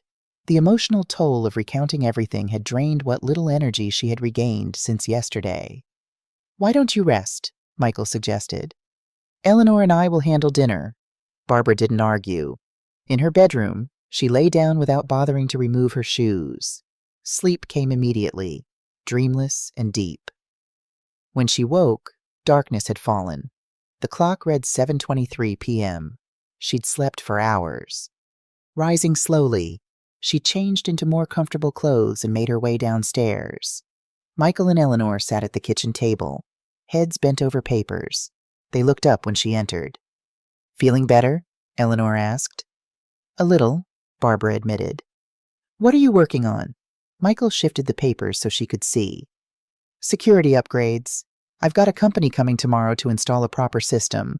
Motion sensors, window alarms, the works. Is that really necessary? Barbara asked. Probably not, Michael acknowledged. But it will help us all sleep better. Barbara sat down, noticing the empty plates. You ate already. Hours ago, Eleanor said, standing. But I saved you a plate. Just needs warming. As Eleanor heated food in the microwave, Barbara studied the security system brochures. They seemed excessive, but she understood the impulse behind them. Fear, once awakened, wasn't easily soothed. Have you heard anything more from Joshua? She asked quietly. Michael shook his head. No, and he won't, if he's smart. The bail conditions are clear. Barbara accepted the plate Eleanor handed her, but found she had little appetite. I keep thinking about what happens next. The legal process, potential trial. Everyone in town will know. People will talk, Eleanor acknowledged. But most will be supportive. Elder financial abuse is unfortunately common. You're not alone in this experience. It's the shame that's hardest, Barbara said softly. That my own son would do this, that I didn't see it coming sooner. Shame belongs to the perpetrator, not the victim, Eleanor said firmly. Remember that. They sat together as Barbara picked at her food. Outside, a light rain began to fall, tapping gently against the windows. The house felt different now, changed by the events of the past 2 days, but still fundamentally hers. Still home. Tomorrow would bring more changes, more decisions. But tonight, surrounded by people who genuinely cared for her welfare, Barbara allowed herself to simply exist in the quiet aftermath of the storm. The worst had passed. What remained was the long process of rebuilding not just security systems and legal boundaries, but trust, identity, and peace. Michael reached across the table and squeezed her hand. One day at a time, Mom. We'll figure it out together. Barbara squeezed back. Yes, she said. We will. 1 week after the confrontation at the bank, Barbara sat in Marcus Rivera's office reviewing paperwork. The attorney's downtown office was warm and inviting, with potted plants on the windowsill and framed family photos on his desk.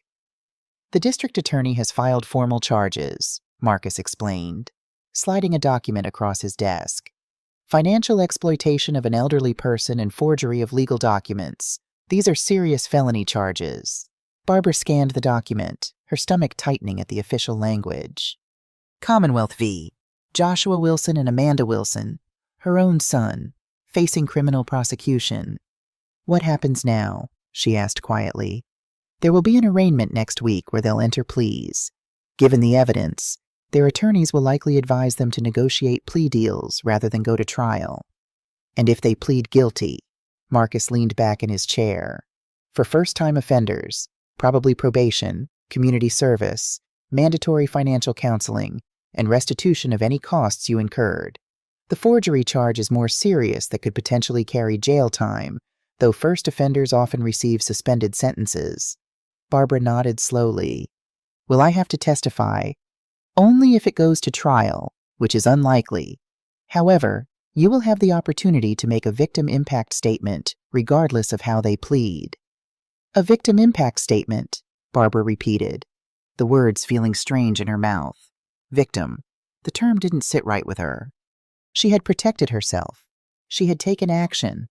That wasn't victimhood in her mind. It's your chance to tell the court how their actions affected you, Marcus explained. Many people find it healing.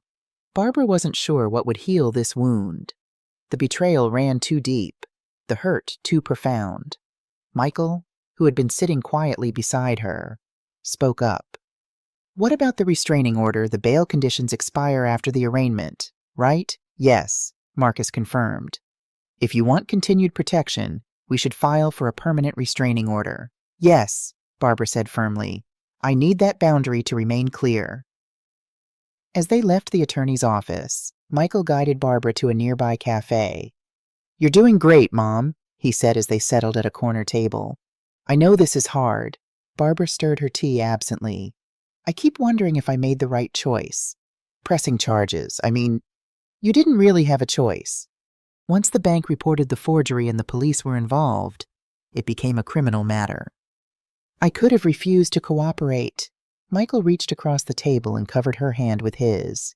And let them try again with someone else next time. Maybe, Barbara sighed. I know you're right. It's just, he's still my son. Yes, Michael acknowledged. And that's what makes this so painful. But Joshua made his choices. Now he needs to face the consequences. As they drove home, Barbara gazed out the window at the familiar streets of the town where she'd lived for 40 years. She'd raised her sons here, taught elementary school for 3 decades, volunteered at the library after retirement. This community knew her. Now they would know this story too. The Ridgemont Gazette called again, Michael mentioned as they turned onto Maple Street. They want a statement about the case. Tell them no, Barbara said firmly. This isn't a public spectacle. I already did, Michael assured her. But people are talking. Mrs. Hendricks from next door asked about you yesterday when I was fixing the fence. What did you tell her? Just that you were dealing with a family matter and appreciated privacy. Barbara nodded gratefully. Privacy felt precious now, a commodity to be guarded. At home. The new security system beeped softly as they entered. The installation had been completed 2 days earlier. Motion sensors, window alarms, cameras at each entrance. Barbara was still learning the codes and procedures. It seemed excessive, but Michael had insisted. I'm flying back to Colorado tomorrow, Michael said as they settled in the living room. Just for a few days to handle some work issues and pack more clothes. I can be back by Friday. Barbara straightened. You don't need to keep staying here. I'll be fine. I want to, he said simply. At least until after the arraignment. Eleanor will check in while I'm gone. Barbara nodded, not arguing further. The truth was she didn't want to be alone yet. The house felt different now, no longer the safe haven it had once been. Joshua's betrayal had tainted even these familiar walls. Later that evening, as she sorted through old photographs in the den, Barbara came across an image that stopped her cold. Joshua, at 7 years old, gap-toothed and beaming, holding up a Father's Day card he'd made for Robert. The pride in his small face was palpable. What had happened to that child? When had need and greed overtaken love and respect? Had she missed signs along the way? Opportunities to guide him differently? The phone rang, interrupting her thoughts. The caller ID showed an unfamiliar number. Hello? She answered cautiously. Mrs. Wilson, this is Sophia Chen from the police department. I wanted to update you on a development in your case. Barbara's hand tightened on the receiver. Yes. Amanda Wilson has agreed to testify against your son in exchange for reduced charges. She's provided substantial evidence about the planning of the financial exploitation and the forgery. Barbara sank into a chair. She's turning against him. It appears so. Her attorney negotiated the arrangement today. I thought you should know before you heard it elsewhere. After hanging up, Barbara sat motionless. Amanda's visit last week suddenly made more sense. She hadn't come to apologize, she'd come to gauge whether Barbara would be a sympathetic witness. Finding no easy forgiveness, she'd chosen self-preservation instead. Michael found Barbara still sitting in the same spot 20 minutes later. What's wrong? He asked, alarmed by her expression. She explained Officer Chen's call. Michael listened, his face hardening. They're turning on each other, he said when she finished. That's actually good for the case. Makes a trial even less likely. It's all falling apart, Barbara said softly. Their marriage, our family. This isn't on you, Mom. They made their choices, but the weight still felt like hers to carry. That night, sleep eluded her. She lay awake listening to the unfamiliar beeps and hums of the security system, feeling like a stranger in her own home. Morning came with gray skies and light rain. Michael departed for the airport with promises to call every day. Eleanor arrived shortly after, bringing fresh bagels and determined cheerfulness. I've arranged for a cleaning service to come tomorrow, she announced, moving efficiently around the kitchen. And Rosa from my church group will drop off dinner tonight. We've got you covered. Barbara managed a smile. You don't have to coordinate an entire support network, Ellie? Of course I do, Eleanor replied briskly. That's what friends are for. Besides, keeping busy helps me worry about you less. They spent the morning organizing Barbara's desk and filing cabinet, creating a new system for important documents. Eleanor had brought a small, fireproof safe. "For your most critical papers," she explained. "Birth certificates, social security cards, medical directives." As they worked, Barbara found herself repeatedly checking her phone. "Michael should have landed by now," she murmured. "He'll call when he can," Eleanor assured her. "He's a grown man. He's fine," Barbara smiled ruefully. "I know. Old habits." "Speaking of which," Eleanor said carefully, "have you thought about what you'll say in your victim impact statement if it comes to that?" Barbara shook her head. "I can barely think about it. What could I possibly say that would matter?" "The truth," Eleanor suggested. "How their actions affected you emotionally, not just financially." Before Barbara could respond, the doorbell rang. The security system chimed simultaneously. Barbara checked the new camera feed on her tablet. "It's Detective Washington," she said. Surprised, Eleanor went to the door while Barbara straightened papers on the desk. She heard murmured conversation. Then Eleanor returned with the detective following. "Mrs. Wilson," he greeted her. "Sorry to drop by unannounced. I have some information I thought you should hear in person." Barbara gestured to the sofa. "Please, sit down." Washington settled on the edge of the cushion, maintaining a formal posture. "Joshua Wilson was arrested again last night." Barbara's breath caught. "What, why?" "He violated the conditions of his bail by attempting to access your bank accounts online. The fraud alert system caught it immediately. He used Amanda's laptop, but his own credentials." "How did he get my information?" Barbara asked, bewildered. "He claims he's had it for years that you gave him passwords for emergencies. Is that true?" Barbara thought back. Years ago, after Robert's death, she had shared some password information with both sons. She'd changed everything recently, but Joshua might have had old data. "I did, once, but those accounts are all protected now, and the passwords have been changed." Washington nodded. "The attempt failed, but the intent is clear. This violation means his bail has been revoked. He's in county custody until the arraignment." Barbara closed her eyes briefly. How is he?" The detective's expression softened slightly. "Angry, defensive, blaming everyone but himself." "Has he asked about me?" "No, ma'am, I'm sorry." After the detective left, Barbara moved to the window, watching raindrops trace patterns on the glass. Eleanor stood beside her, a silent support. "He's spiraling," Barbara said quietly. "This isn't just about money anymore. It's about pride, about being caught, about losing control." "Some people can't accept responsibility," Eleanor observed. "They'd rather double down than admit wrong." "He wasn't always like this. People change, Barbara, sometimes for the worse." That evening, after Eleanor had gone home, Barbara sat at her writing desk with a blank notepad. The house was silent except for the occasional beep of the security system and the soft patter of rain. She began to write. "Dear Joshua," she started, then stopped. What could she possibly say to the son who had tried to take everything from her? How could she express the depth of her hurt without opening herself to more pain? She tried again. "I'm writing this letter to understand what happened between us." The words came slowly at first, then faster. She wrote about her confusion, her grief, her fear. She wrote about the betrayal she felt, not just from the financial exploitation attempt, but from the fundamental disrespect it represented. She wrote about her memories of him as a child, the hopes she'd had, the pride she'd felt watching him grow. She wrote until her hand cramped and tears blurred her vision. When she finished, she read the pages again. This wasn't a letter she would ever send. It was for herself a way to process the tangled emotions that had no other outlet. She folded the pages carefully and placed them in her desk drawer. Then she went to bed, sleeping more soundly than she had in weeks. The next morning brought sunshine and a call from Michael. "Everything okay there?" he asked immediately. Barbara told him about Detective Washington's visit and Joshua's rearrest. "Jesus," Michael muttered. "What was he thinking?" "He wasn't," Barbara said simply. "He's reacting, not thinking." I'm coming back early. I can be on a flight tomorrow. No, finish what you need to do.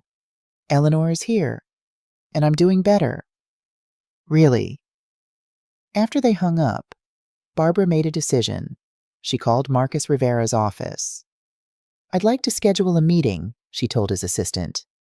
There's something I need to discuss before the arraignment. 3 hours later, she sat across from Marcus in his office again. I want to speak to Joshua, she said directly. Before the court date. Marcus frowned. That's not advisable. Barbara, he's violated bail once already. Any contact could complicate the case.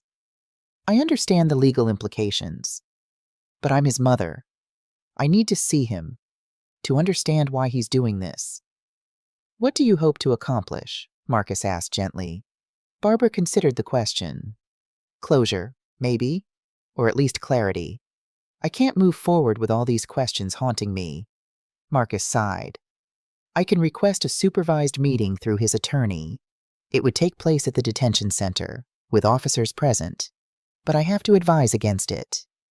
I understand your concern, Barbara said, but I need to do this. 2 days later, Barbara sat in a stark visitation room at the county detention center. The metal chair was uncomfortable, the fluorescent lights harsh. A guard stood by the door, expression neutral. When Joshua entered, escorted by another officer, Barbara's heart constricted. He looked smaller somehow, diminished by the orange jumpsuit and the circumstances. His face was pale, his eyes wary. You have 15 minutes, the guard announced. Joshua sat across from Barbara, separated by a narrow table. For a long moment, neither spoke. Why did you come? He finally asked, his voice rough. I needed to see you. Barbara replied simply. To understand. Joshua's laugh was bitter. Understand how I ended up here, how my life fell apart. Why you tried to take everything from me, Barbara said quietly. Was it just about money? He looked away. You wouldn't understand. Try me. Joshua's hands clenched on the table. Do you have any idea what it's like trying to keep up the house, the cars, Amanda's expectations? Everything was falling apart. The investment firm was cutting jobs. Amanda's real estate business tanked with the market. We were drowning in debt. You could have asked for help, Barbara said. Asked? Joshua's voice rose slightly before he controlled it. Like charity, like a failure, Michael never has to ask for anything. Perfect Michael with his perfect career and his perfect life. The familiar resentment toward his brother surprised Barbara. This isn't about Michael, isn't it? He's always been the favorite, the responsible one. And now he's playing hero, protecting you from the big bad son who just wanted his fair share early. Fair share, Barbara repeated, a rare edge entering her voice. You tried to take everything, Joshua, not just your inheritance, my home, my security, my independence. How is that fair? Joshua had no answer for that. He stared at his hands. The power of attorney wasn't even the first attempt, Barbara continued softly. The bank caught you trying to transfer money electronically before that. His head snapped up. How did you? They notified me. That's when I created the trust with Michael. Understanding dawned in his eyes. So you knew, all along. You knew what we were planning. Yes. Joshua leaned back, a strange expression crossing his face, almost admiration. You outsmarted us completely. Set the whole thing up like a trap. Not a trap, Barbara corrected. Protection. There's a difference. And now you've got what you wanted. Me in jail. Amanda turning state's evidence. The family destroyed. Barbara's eyes filled with tears. That's not what I wanted. I wanted my son to respect me enough not to see me as a walking ATM. I wanted the child I raised to remember the values I taught him. Those values don't pay the mortgage, Joshua said bitterly. Neither does prison. Barbara replied. The guard checked his watch. 5 minutes. Barbara leaned forward. Joshua, listen to me. You're facing serious charges. The evidence is overwhelming. Amanda is cooperating with the prosecution. Your best option is to take responsibility, accept a plea deal, and begin rebuilding your life. Easy for you to say from the outside. Nothing about this is easy, Barbara said, her voice breaking slightly. Watching my son self-destruct is the hardest thing I've ever experienced. Something flickered in Joshua's eyes, perhaps the first recognition of the pain he'd caused, but it disappeared quickly behind a wall of defensive anger. So that's it. You came to lecture me on taking responsibility to remind me how disappointed you are. No, Barbara said quietly. I came because despite everything, you're still my son. I needed to see you, to make sure you're okay. I'm in jail. Mom, I'm not okay. The guard stepped forward. Time's up. Barbara stood. I'll be at the arraignment. Whatever happens, whatever you decide to do, I'll be there. Joshua didn't respond. As the guard led him away, he didn't look back. Outside the detention center, Barbara sat in her car for several minutes, hands trembling on the steering wheel. The meeting had provided few answers and little comfort. Joshua remained entrenched in self-justification and blame. The son she remembered seemed buried beneath layers of entitlement and resentment. Yet she didn't regret coming. She had needed to see him, to speak her truth directly. Whether he heard it, whether it made any difference, was beyond her control. That night, when Michael called, she told him about the visit. Are you okay? He asked, concern evident in his voice. Yes and no, she answered honestly. It was difficult, but necessary. Did he apologize? No, he's still blaming everyone else, the economy. Amanda, even you. Michael sighed. That sounds like Joshua. He never could admit when he was wrong, even as a kid. I know, Barbara said softly, but I had to try. You did more than try. Mom, you showed incredible strength throughout this whole ordeal. After they hung up, Barbara returned to her writing desk and took out the letter she'd written to Joshua. She read it again, recognizing that the person she'd addressed it to, the son she thought she knew, might no longer exist, perhaps had never existed as she imagined. She added a final paragraph. I may never understand the choices you've made. I may never reconcile the child I raised with the man you've become. But I want you to know this. My door remains open to the son who remembers his true self, who finds his way back to the values of honesty, respect, and integrity. That door will always be open, even if you never choose to walk through it. She folded the letter and placed it in an envelope. She wouldn't send it now, maybe not ever, but writing it had helped her find her own closure, separate from whatever Joshua might choose. The county courthouse stood imposing against the morning sky, its stone columns and broad steps projecting permanence and authority. Barbara climbed those steps slowly, Michael and Eleanor flanking her like sentinels. You don't have to do this, Michael reminded her. Marcus can represent your interests. I know, Barbara said, but I need to be here. Inside, the polished marble floors echoed with footsteps and murmured conversations. Barbara recognized a few faces from town, the inevitable curiosity seekers drawn to public drama. She kept her head high, ignoring the whispers that followed her down the corridor. Marcus met them outside courtroom C, his briefcase in hand and a grave expression on his face. The DA has offered both defendants plea deals, he informed them quietly. Amanda has already accepted hers. Joshua's attorney is still consulting with him. What are the terms? Barbara asked.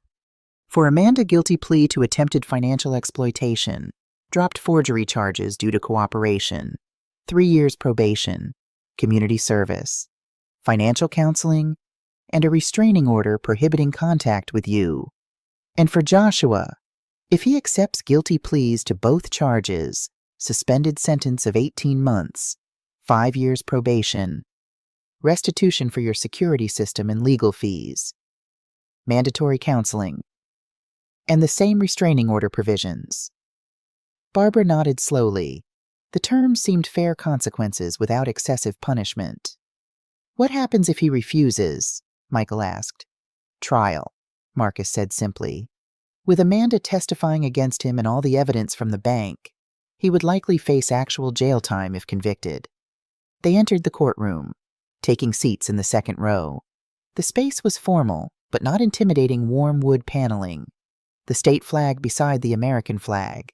The judge's bench elevated but not towering. At precisely 9:30, a side door opened.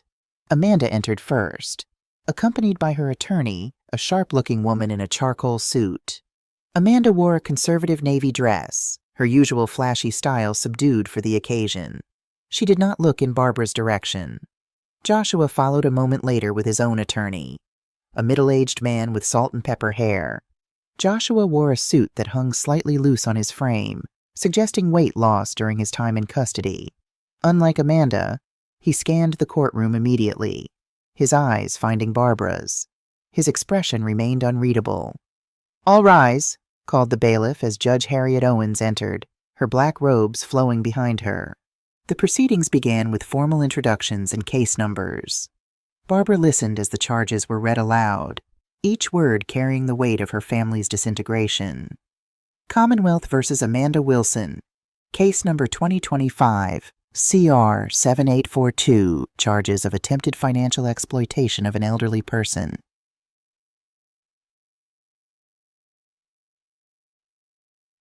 Amanda's attorney spoke first, confirming the plea agreement. Amanda stood when addressed by the judge, her responses clear but subdued. "Do you understand the charges against you?" Judge Owens asked. "Yes, Your Honor." "How do you plead guilty, Your Honor?" The judge reviewed the plea agreement carefully, then addressed Amanda directly. "Mrs. Wilson, this court takes financial crimes against vulnerable populations very seriously. Your cooperation has been noted, but does not erase the gravity of what you attempted to do. Do you wish to make a statement before I accept this plea?" Amanda glanced at her attorney, who nodded slightly. "Yes, Your Honor." Amanda turned slightly, finally looking in Barbara's direction. "I want to apologize to Barbara Wilson. What we did was wrong. I knew it was wrong even as we were doing it, and I did it anyway. I'm deeply sorry for betraying her trust and for the pain I've caused." The words sounded rehearsed but sincere enough. Barbara maintained a neutral expression, acknowledging the apology with a slight nod. Judge Owens accepted the plea and formalized the terms 3 years probation, 200 hours of community service at a senior center, financial counseling, and a permanent restraining order prohibiting contact with Barbara. Violation of these terms will result in immediate revocation of probation, the judge warned. This court is giving you an opportunity to rebuild your life. Mrs. Wilson, I suggest you take it seriously. Next came Joshua's case. His attorney approached the bench for a whispered conference with the judge and prosecutor. After several minutes, they stepped back. "Your Honor," Joshua's attorney began, "my client wishes to address the court regarding the proposed plea agreement." Judge Owens nodded. "Mr. Wilson, you may approach." Joshua stood, straightening his tie before moving to the podium. Barbara felt Michael tense beside her. "Your Honor," Joshua began, his voice steady. "I've had time to reflect during my detention. Initially, I wanted to fight these charges. I told myself this was all a misunderstanding, that I was just trying to help my mother manage her affairs." He paused, drawing a deep breath. "But that would be continuing the lie I've been telling myself. The truth is, I was in financial trouble. Instead of being honest about it, instead of asking for help appropriately, I tried to take control of my mother's assets. I told myself I deserved it, that I was entitled to it." Barbara's hand flew to her mouth, stifling a small gasp. This was not what she had expected. "Seeing my mother in this courtroom today," Joshua continued, "facing the consequences of my actions, I can no longer hide from the truth.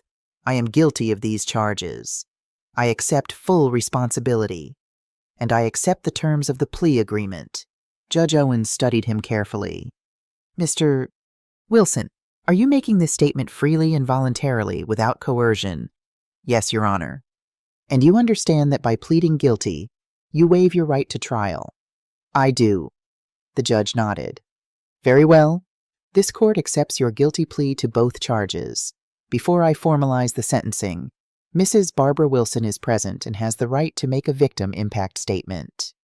Mrs. Wilson, do you wish to address the court?" Barbara had prepared for this moment, had written and rewritten her statement over several days. Now, faced with Joshua's unexpected confession, she hesitated. Marcus touched her arm lightly. "You don't have to," he whispered. Barbara shook her head and stood. "I would like to speak, Your Honor." She moved to the podium, her steps measured. Joshua returned to his seat, not meeting her eyes. "Your Honor," Barbara began, her voice clear despite her racing heart. "When I discovered what my son and daughter-in-law were planning, my first reaction wasn't anger. It was confusion.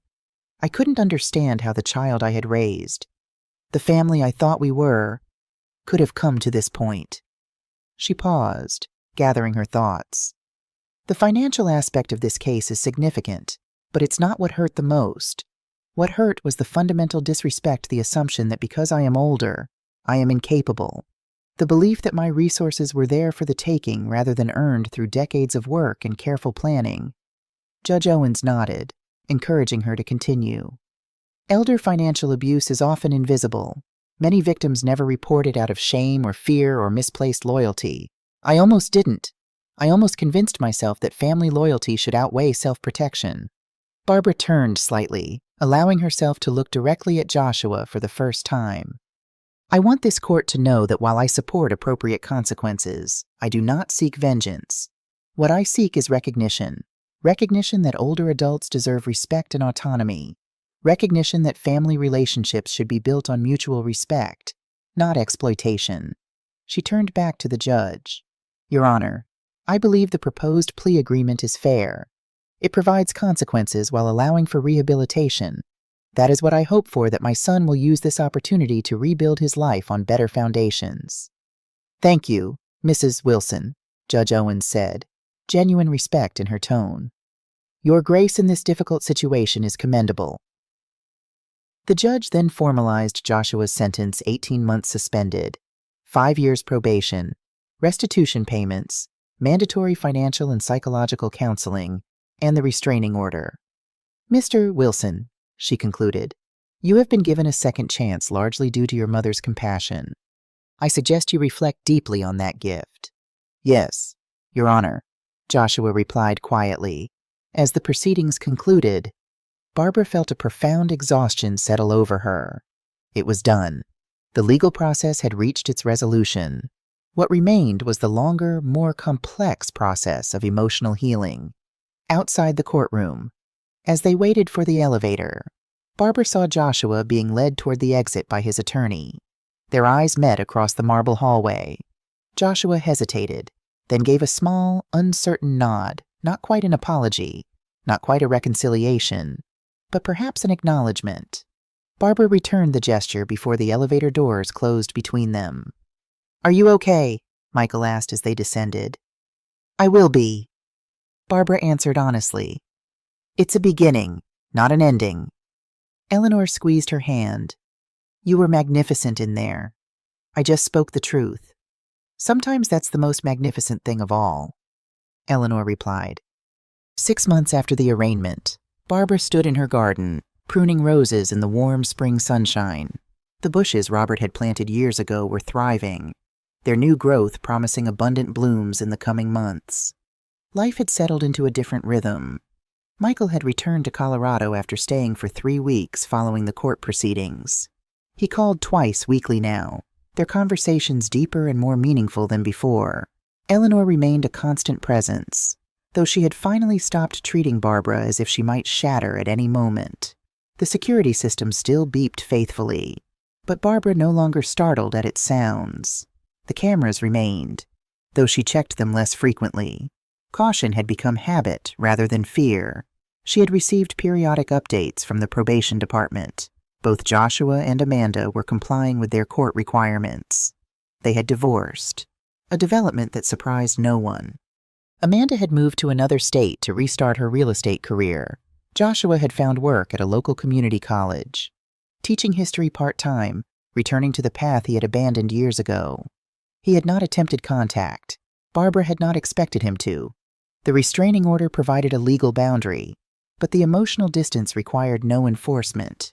Some bridges, once burned, left only ashes. The doorbell rang, interrupting her gardening. Barbara checked her watch nearly noon. She hadn't been expecting visitors. Inside, she washed her hands before checking the security camera. Eleanor stood on the porch, along with a younger woman Barbara didn't recognize. She opened the door. "Surprise visit," Eleanor announced cheerfully. "Barbara, this is Diane Reeves from the Senior Protection Alliance. I've been telling her about your experience." Barbara welcomed them into the living room, offering tea, which both accepted. "Mrs. Wilson," Diane began once they were settled. "Eleanor mentioned you might be willing to share your story with our organization. We work to prevent elder financial exploitation through education and advocacy." "What kind of sharing did you have in mind?" Barbara asked cautiously. "We're developing resources to help seniors recognize warning signs and take preventive measures. Your experience, and more importantly, how you handled it, could be invaluable to others facing similar situations." Barbara considered this. She had spoken little about the ordeal outside her immediate circle. The idea of revisiting it publicly was daunting. "Would I need to use my real name details about my family?" "Not at all," Diane assured her. "We can change names and specific details to protect privacy. What matters is the pattern, the warning signs, the protective steps you took, the resources you accessed. Think about it, Barbara," Eleanor encouraged. "Your story could help others protect themselves." Later, after they had gone, Barbara sat at her writing desk with a fresh notepad. She began listing the warning signs she had noticed: opened mail, unusual questions about finances, attempts to isolate her from friends and other family members. She noted the steps that had protected her: the trust, the bank protocols, the recording device, the support network. As she wrote, she realized how much knowledge she had gained through her ordeal, knowledge that might indeed help others avoid similar pain. The next day, she called Diane and agreed to share her story anonymously for the Senior Protection Alliance's educational materials. 2 weeks later, she found herself speaking to a small group of seniors at the community center, her narrative carefully anonymized but emotionally authentic. "The most important thing I learned," she told them, "is that protecting yourself isn't selfish. Setting boundaries isn't cruel. These are acts of self-respect that actually honor the true meaning of family, which should never include exploitation or control." The response was overwhelming. After her presentation, several attendees approached her privately, sharing whispered stories of their own concerns and situations. Barbara listened, offered guidance where she could, and connected them with resources like Marcus Rivera and Olivia Morgan. This new purpose energized her. She began volunteering regularly with the Alliance, using her teaching background to develop accessible materials about financial safety for seniors. She joined a support group for survivors of family financial abuse, finding both comfort and strength in shared experiences. One afternoon, as she returned home from a committee meeting, Barbara noticed an unfamiliar envelope in her mailbox. The return address showed the community college where Joshua now worked. Her heart quickened as she carried it inside. For several minutes, she simply held the envelope, uncertain whether to open it. The restraining order prohibited direct contact, but written communication through legal channels was permitted after the first 3 months, provided it was not threatening or harassing. Finally, she carefully opened the envelope. Inside was a single sheet of paper and a check. "Dear Mom," the letter began, "this is the first installment of the restitution payment ordered by the court. I wanted you to know that I am honoring all the requirements of my probation. I am teaching history again, which is where I should have been all along, instead of chasing money I hadn't earned." Barbara's eyes filled with tears as she continued reading. "I have no right to ask for forgiveness. What I did was unforgivable. But I want you to know that I am working to become someone better, someone who might, someday, be worthy of being called your son again. Until then, I respect the boundaries you've established and will continue to do so." The letter was signed simply, "Joshua." The check represented the first payment toward her security system and legal fees.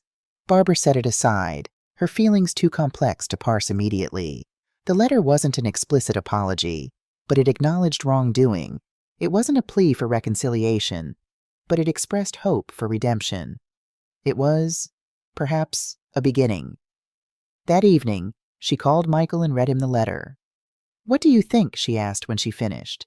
"I think it's a small step in the right direction," he said cautiously. "But actions matter more than words." "Yes," Barbara agreed. "Time will tell. How do you feel about it?" She considered the question carefully, cautiously hopeful, not for an immediate restoration of what was lost, but for something new to eventually grow in its place. "Whatever you decide about Joshua," Michael said, "I'll support you." "I know," she said warmly. "That means everything." Later, as twilight settled over the garden, Barbara sat on the back porch with a cup of tea.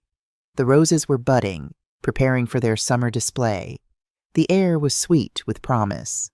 The past year had transformed her in ways she was still discovering. She had lost certain illusions about family, but gained clarity about her own strength and worth. She had experienced betrayal, but also profound loyalty from Michael, Eleanor, and others who had stood beside her. Most importantly, she had learned that age brought not just vulnerability, but wisdom and resilience. The quiet strength she had always possessed had been tested and proven equal to the challenge. Whatever came next, whether eventual reconciliation with Joshua or a permanently altered family dynamic, she would face it with the same clear-eyed courage that had carried her through the storm. The security system beeped softly, a reminder of boundaries maintained. Barbara sipped her tea and watched the first stars appear in the darkening sky. The house behind her was quiet, but not empty. It was hers. It would remain hers. And now, she occupied it not as a potential victim, but as a woman who had reclaimed her power and found her voice. That voice would continue to speak, not just for herself, but for others who needed to hear that they too could weather the storm, could stand their ground, could protect what was rightfully theirs most of all, their dignity. What would you do if you were in my place? Have you ever been through something similar? Comment below. For more stories that inspire, click subscribe and check out these 2 other channel favorites about family relationships and personal strength.